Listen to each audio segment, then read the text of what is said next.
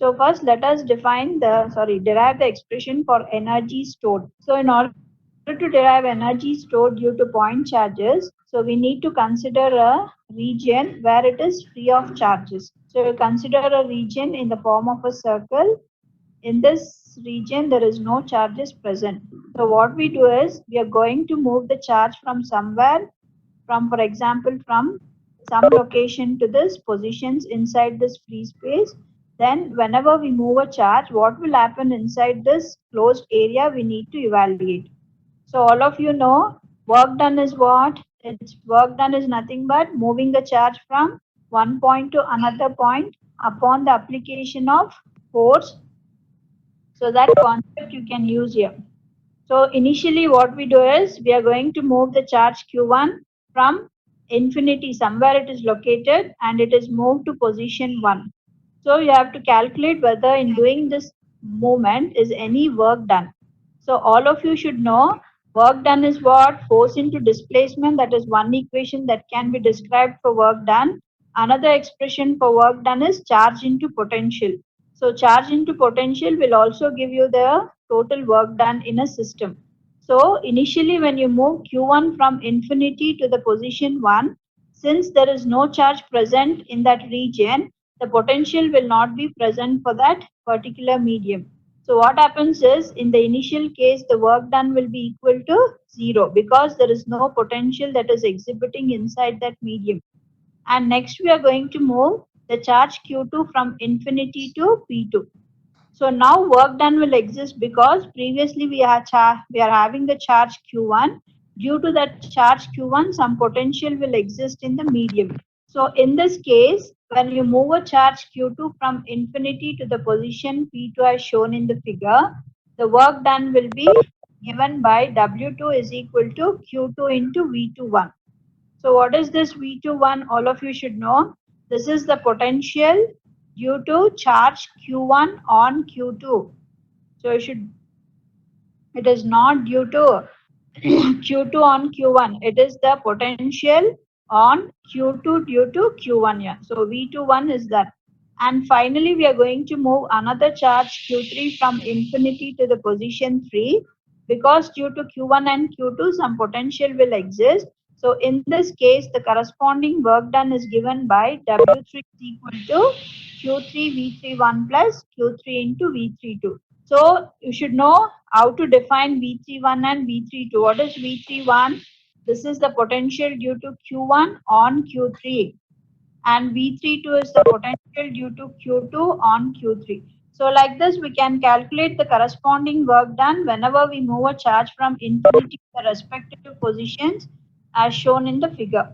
After calculating this work done in all the three, let us calculate the total work done for these three values. So total work done in the case 1 will be what? W1 plus W2 plus W3. You add all the three, that is represented in equation 4. And next case what we are going to do is instead of moving the charge in the order Q1, Q2, Q3, now let us reverse the charges and move in the reverse direction. That means Q3 is moved first here, then Q2 is moved, then Q1 is moved. So just you change the charges in Q3, Q2, Q1 file order and then you calculate the corresponding work done in this case also. So the corresponding work done in this case will be what? That is given in equation 5, 6 and 7. So once you understand the case 1, case 2 is similar. Only thing the charges are reverse order we are going to move, and again for all these three movement of charges the corresponding work is done. So that is given by equation 5, 6 and 7. In this case 2 also you need to calculate what is the total work done. So that is given in equation 8. I hope all of you understood. So what is you are calculating here? We are finding the expression for the energy stored as well as energy density in an electrostatics. So in order to derive this, we are going to move, or first we consider a region where it does not have any charges. Then three charges are moved from infinity to the position P1, P2, P3. And for all these movements of charges, what is the corresponding work done is calculated. So that is expressed in equation 1, 2 and 3. in all these second and third equation, there is a potential. So you should be able to define what is that potential due to which charge on what charge. So all of you should know V21 is the potential due to charge Q1 on Q2, whereas V31 and V32 are the potentials on Q3 due to Q1 and Q2 respectively.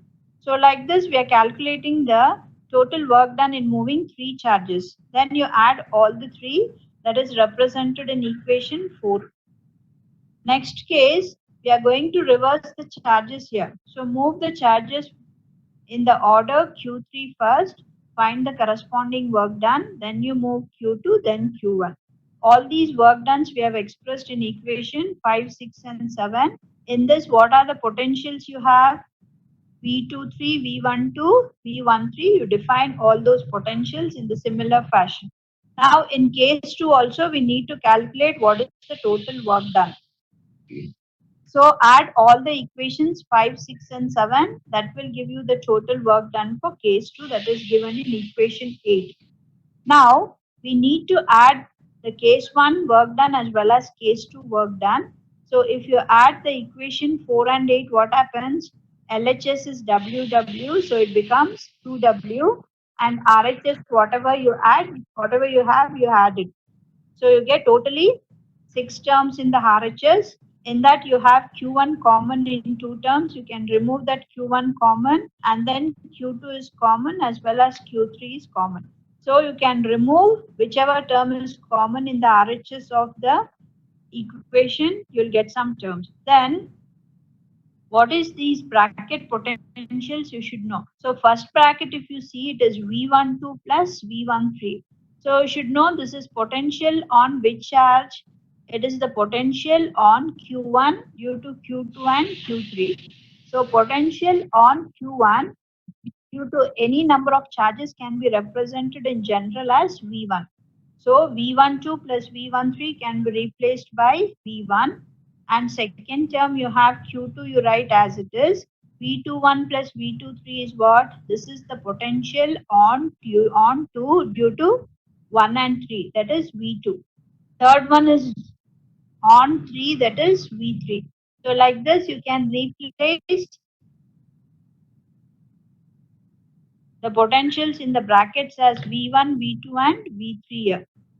Then you calculate W in this case. So W can be written as what? Bring that 2 to right side, it becomes half. You have summation can be written because you have 3 terms. So you can write this as summation I, it is not N, sorry, it is I 1 to 3 Qi into Vi.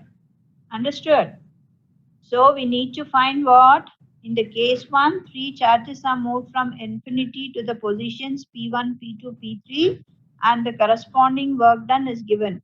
And in the case 2 also, 3 charges are moved, but in reverse order, corresponding work is done.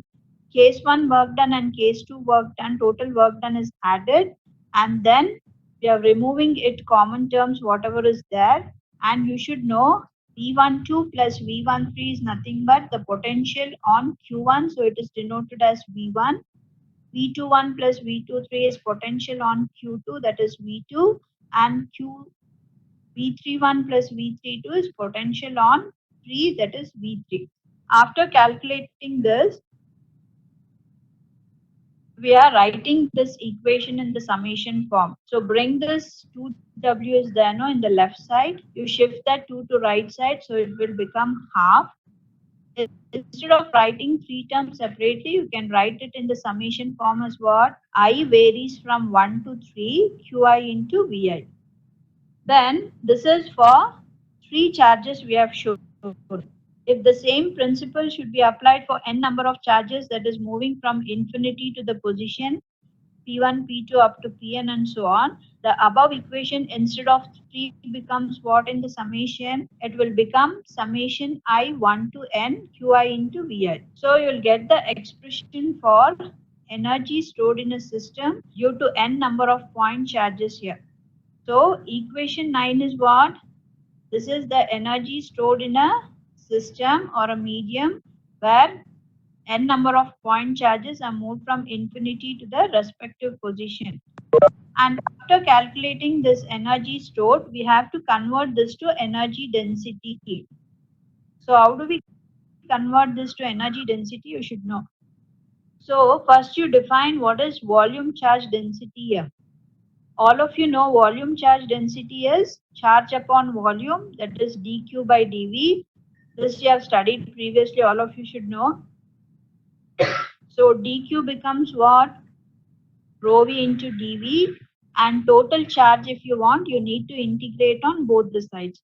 So if you integrate on both sides, LHS will become Q, RHS is volume integral, so write volume integral. So from rho v, you need to calculate the Q value. And after calculating Q, we know from Maxwell's first equation, we have derived what? Rho v is nothing but del dot D. So in the above equation, rho v is replaced by del dot D. So the charge Q is represented in the divergence form that is given in equation 10.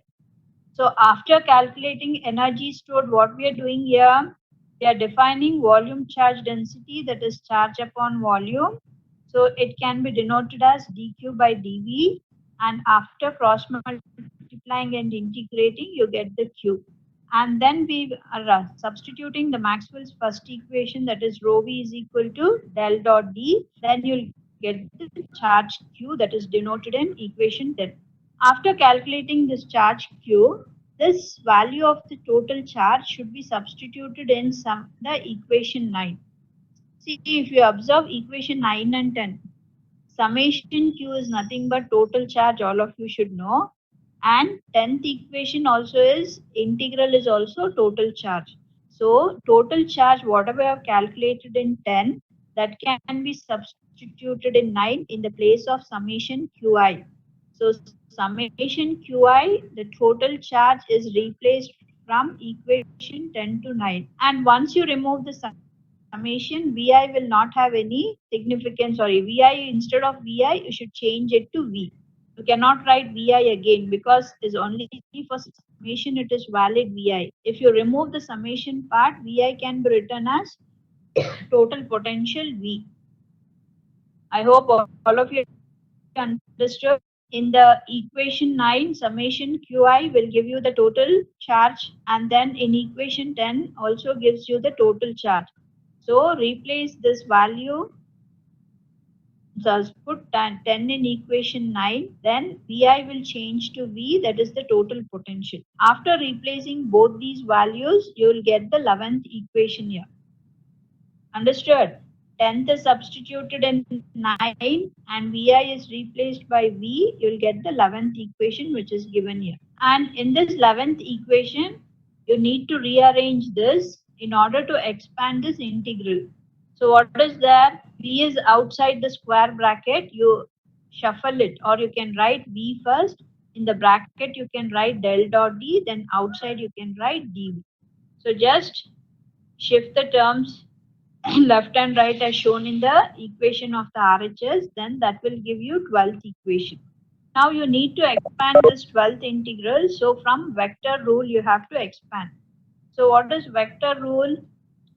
Gradient of scalar and vector value, that is del dot Vd, is expressed as V of del dot D plus D dot del V. So what is the LHS we are expanding here? It is a gradient of scalar and a vector quantity expansion. That is del dot Vd according to the vector rule can be expressed as V of del dot D plus D dot del V. Then we want RHS first term. So keep V of del dot D one side and shift all other terms to other side. That was given in equation 13. And then we know from relation between field and potential, E is equal to minus del V. Del V will become minus E. So in equation 13, minus del V can be replaced as what? Plus E. So substitute, you'll get this 14th equation. After calculating this using the vector rule, the value of equation 14 is replaced or substituted in 12. So you will get like this. Then you have two terms inside the square bracket. You need to separate the integral for both the terms. So first integral becomes what? Half volume integral of del dot Vd times dv plus half integral volume integral d dot E times dv. So that is given in equation 15. So I hope all of you understood. So what is the thing here? After finding energy stored, you need to find the total charge Q that is given in 10th equation. The value of this total charge is replaced in the summation Qi. Then Vi is changed to V. You will get the 11th equation. After getting 11, you have to rearrange the term. Then you'll get the 12th equation. After rearranging that, you have to consider a vector identity or a vector rule, that is del dot Vd expansion. So del dot Vd expansion according to the vector rule can be written as what? V of del dot D plus D dot del V. And then we want V of del dot D towards one side and shift all other terms to the right side. Then you'll get this expression 13. And we know del minus del V is what? That is nothing but electric field E. So in equation 13, minus del V is replaced by plus E. So you'll be arriving with equation 14. After expanding this using vector identity or vector rule, we are going to substitute 14 in equation 12. Then how many terms you get inside the square bracket? You get two terms. So you separate both the integrals, that is given in equation 15. Now, after separating both the integrals, in the first term, if you see in the equation 15, the first term of the RHS inside the integral is nothing but it is a divergence theorem part. So I told you while doing divergence theorem why it is used. It is used to convert volume integral to surface or surface to volume integral. Now I want to convert the first part of the RHS to surface integral. So I need to apply divergence theorem for that. So what is divergence theorem? Integral of divergence dv will become d dot ds, you know. So for the first term, you need to apply divergence theorem. So what does it become? Del dot Vd dv will convert to surface integral of Vd dot ds. So in the 15th equation, the first part of the RHS, we are going to apply divergence theorem that is given in equation 16. LHS and the second part of the RHS you keep as it is. Apply only the divergence theorem for the first part of equation 15, that too in RHS. After calculating the 16th expression, if you observe the first term in the RHS, what you have? It is potential V is there, electric flux density and ds. So all this with respect to radial r, how it varies. So all of you should know V is what? Q by 4 pi epsilon r. So if you consider with respect to distance, V will vary as 1 by r. And in D, D is proportional to with respect to distance as 1 by r square. And then if you take area of a sphere, if you take it is 4 pi r square, so it will vary proportionally to r square. Understood? So if you consider in this equation 16, the first part, all the three will vary with respect to radial distance r. Potential is inversely proportional to r, and d is inversely proportional to square of the distance, and ds is proportional to square of the distance. So we write v is proportional to 1 by r, d is proportional to 1 by r square, and ds is proportional to r square. If you multiply all these three terms, what you get? R square will cancel. So all these three terms is finally proportional to 1 by r.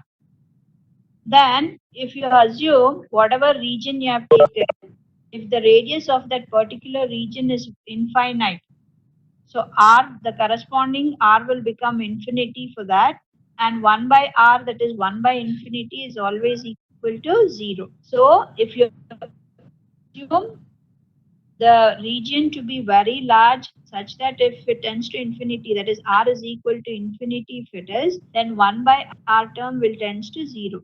So whatever the work done contributed by the first term, if the radius is very large, it is very negligible.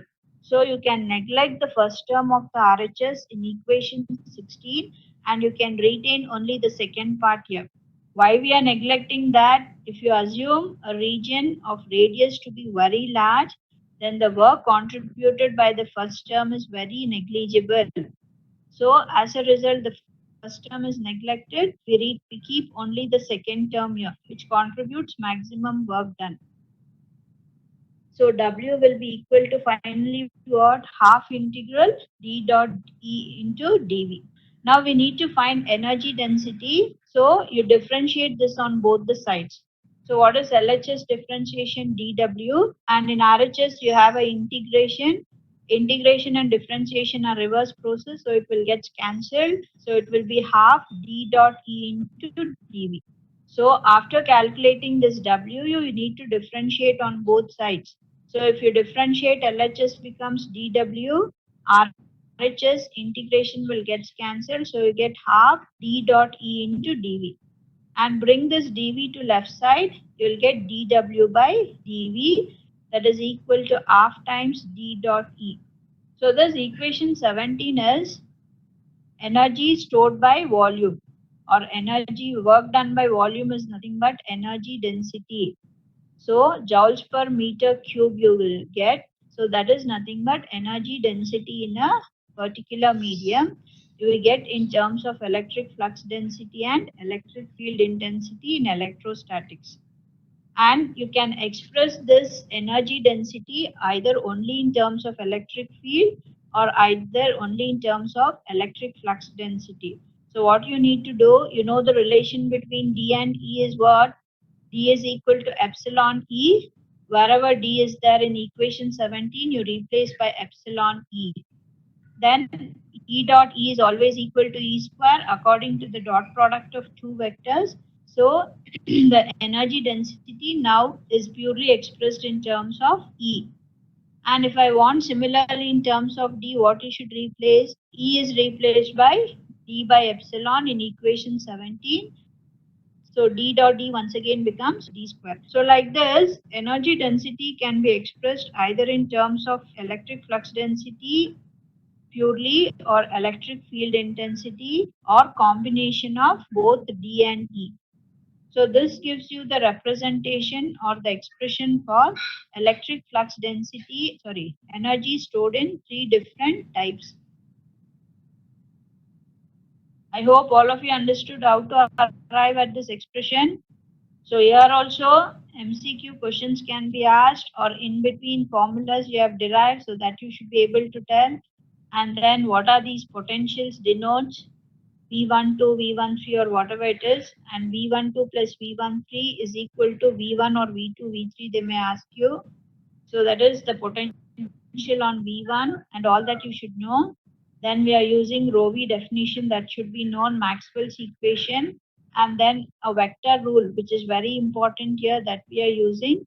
And then after applying vector rule, you're applying what? Divergence theorem. And after applying divergence theorem, why we are going to neglect the first term of the RHS, you should know. Then how do you calculate finally the energy density? By differentiating on both sides and simplifying, you'll get the expression for energy density. So after calculating this expression for energy density, now let us solve some problems on this. That is, what is the energy stored in a system, or what is the corresponding energy density in a system or a medium we need to calculate. So it's simple here. Whatever formulas you have arrived, you should use that and do the numerical calculations for that. So first thing is, we have a medium here. In this medium, three charges are placed. That is having 3 micro, 4 micro and 6 micro coulombs. The separation between each charges is taken as 0.5. Or distance between first and second is 0.5, second and third is 0.5. So you have a medium in which three charges are placed of 3 microcoulomb, 4 microcoulomb and 6 microcoulombs. and the distance of separation is 0.5 meters here. Now we need to calculate for this system what is the corresponding energy stored. All of you should first write. The figure is very important here. So draw a straight line having three charges on it, Q1, Q2 and Q3. The distance of separation is 0.5 and then distance of separation from 1 to 3 becomes what? It will be 1 meters. Now you define all the distances whatever is there in the figure. What are those? 1 to 2 and 2 to 1, obviously distance will be same whether you're traveling from 1 to 2 or 2 to 1, it will not change. Then 2 3 and 3 2 is same, that is 0.5, but 1 to 3 if you take, it is 0.5 plus 0.5, that is equal to 1. So like this all the distances you're going to write with respect to q1, q2 and q3. After defining this distance, let us write the expression for the work done. So work done is given by what in this particular case? It is half summation. You have three charges. So I varies from 1 to 3 Qi into Vi. And then you expand the summation. So what is the expansion?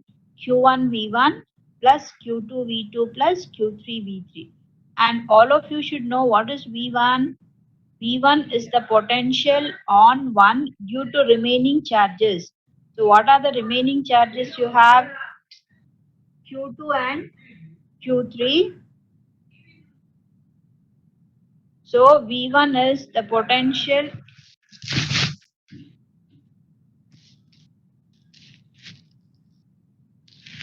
V1 is the potential on Q1. So on Q1 due to Q2 and Q3. So V1 should be expressed as what? 1 plus V3. Similarly, V2 is potential on Q2 due to Q1 and Q3. So it is V21 plus V23. Similarly, the last one, V3 is V31 plus V2. After defining all this, we need to substitute the definition for each of the potentials. So potential V12 should know what it is. It is the potential due to Q2 on Q1. So write the absolute potential expression, that is V12 becomes Q2 by 4 pi epsilon naught into R12. So like that, for each of the potentials, you write the expression in terms of charge. I hope all of you understood here. So W is half summation I 1 to 3 Qi into Vi. Expand the summation 1 to 3, you'll get the value inside the square bracket. And you should know V1 is the potential on Q1 due to remaining charges in the system. Remaining charges means it is Q2 and Q3. So V1 is defined as V12 plus V13. V2 similarly is potential on Q2 due to what? Q1 and Q3. So it becomes V21 plus V23. So same way you can write for V3. After defining this, you need to write the potential V12, V13 expressions here. Potential V12 is due to what? That is due to Q2. So the expression for V12 becomes Q2 by 4 pi epsilon naught R12. Understood? So once you write V12, rest all the potentials you can write and substitute all the values, you'll get the numerical value in terms of W, that is 0.81 joules. And all of you, I told you, when you're simplifying, maximum terms you have to remove outside. The power should be simplified and the numerical value should be simplified finally. Another problem with of the same concept, instead of three charges along the line, we are considering a square here. It is similar thing. What you have? You have a square. At all the four corners of a square, 3 microcoulomb charge is placed and the sides of the square is defined as 2 meters. For this particular system, you need to find what is the energy stored. So instead of 3, here it is 4. So what you first from the figure, you calculate all the possible distances here. Since the sides are 2, 2, AC and BD are the hypotenuse of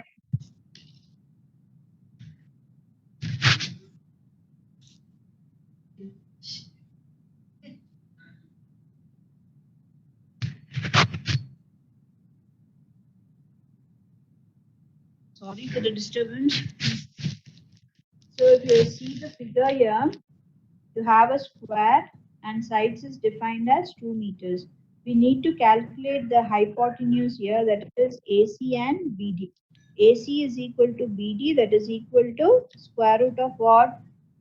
DA square plus BDAB, or whatever you can write. Take one triangle and apply Pythagoras theorem for that. Understood? So you need to find the diagonals first in the square.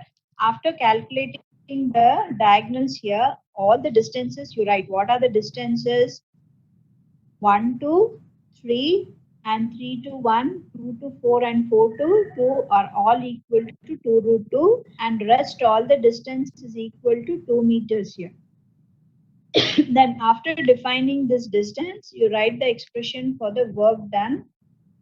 So work done is given by, or energy stored is given by, half summation I1 to 4 Qi into Vi. Same procedure you apply, expand it from Q1 to Q4, and V1 you define, V2, V3, V4 you define, and calculate all the numerical values. I hope all of you understood. So main thing here is